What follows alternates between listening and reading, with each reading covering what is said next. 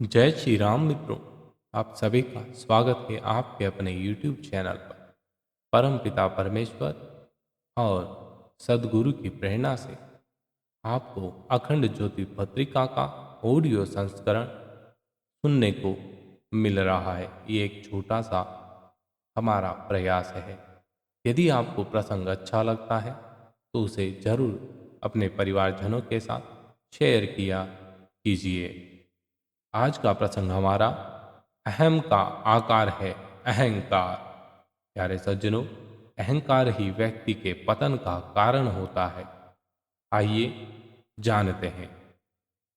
अहम जब आकार लेता है तो इसे अहंकार कहते हैं। कर्तापन का अभिमान ही तो अहंकार है। वह स्वयं को बड़ा घोषित करता है।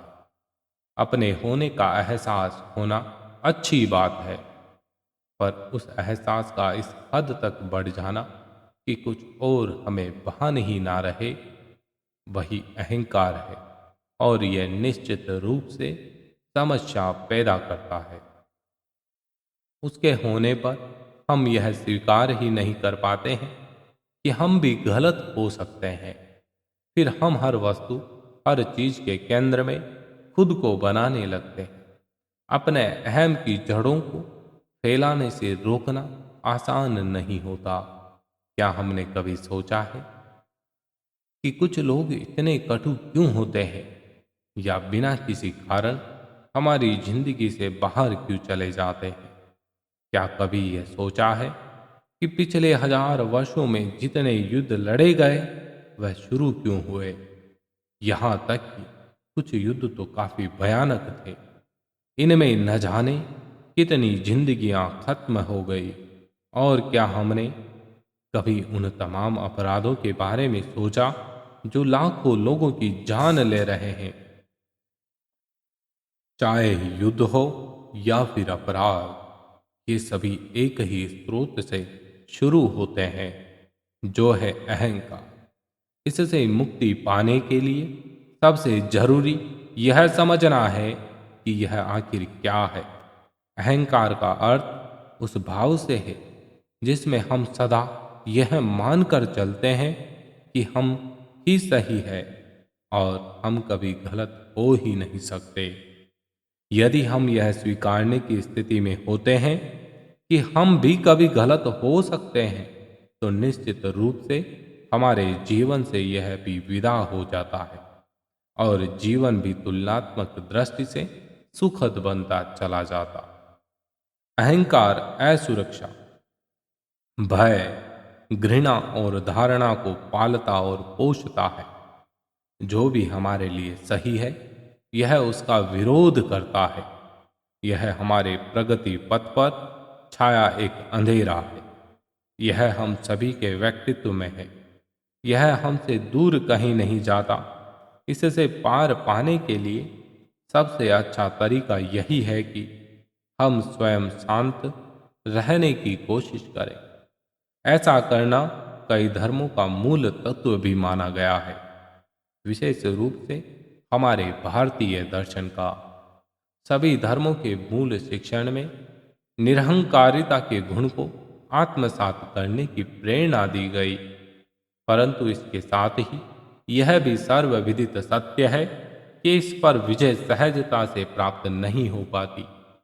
इस पर विजय प्राप्त करने के लिए एक ऐसे चुनौतीपूर्ण पथ पर चलना स्वीकार करना पड़ता है जिसे आज के भौतिकवादी युग में, जहां त्वरित लाभ को प्राथमिकता दी जाती है, के लिए स्वीकार कर पाना संभव नहीं हो सकता।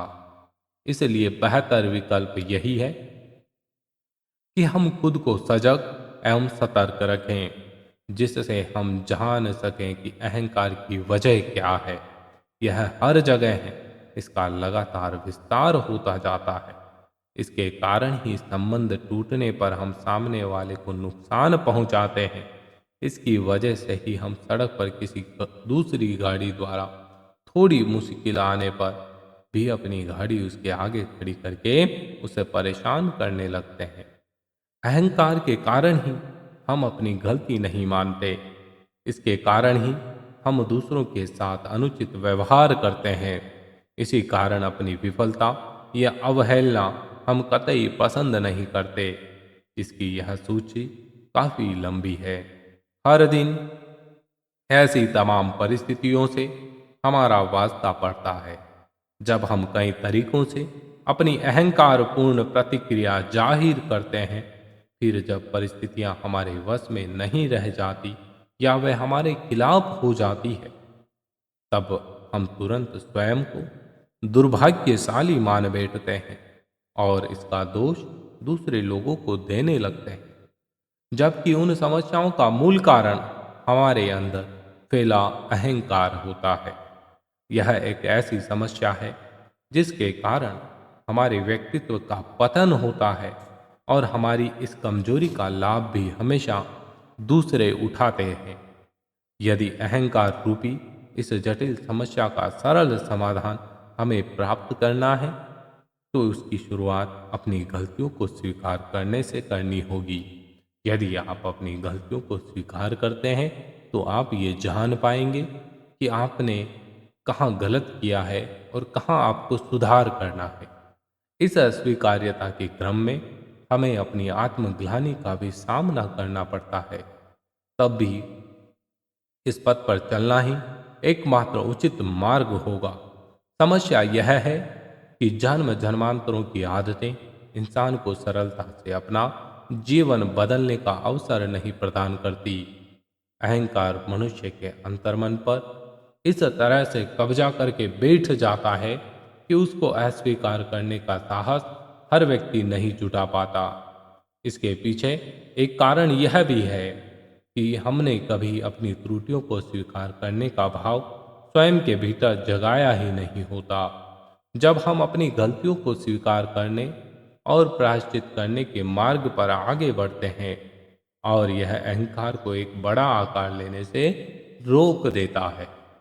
हमें सदा अपनी कमियों की समीक्षा करते रहना चाहिए और उन्हें सुधारने का अनवरत प्रयास करते रहना चाहिए।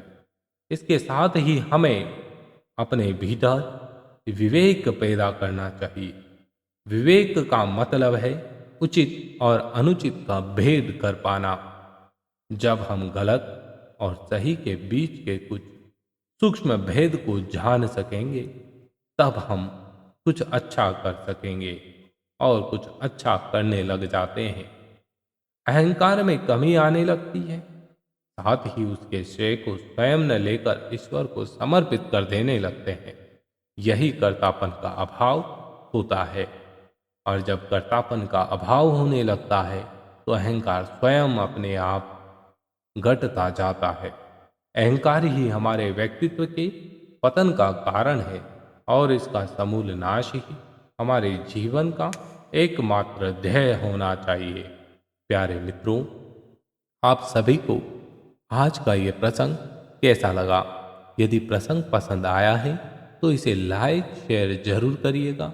चैनल को अभी तक सब्सक्राइब नहीं किया है तो सब्सक्राइब कर लीजिएगा इसी प्रकार के प्रसंगों को सुनने के लिए। जय श्री राम।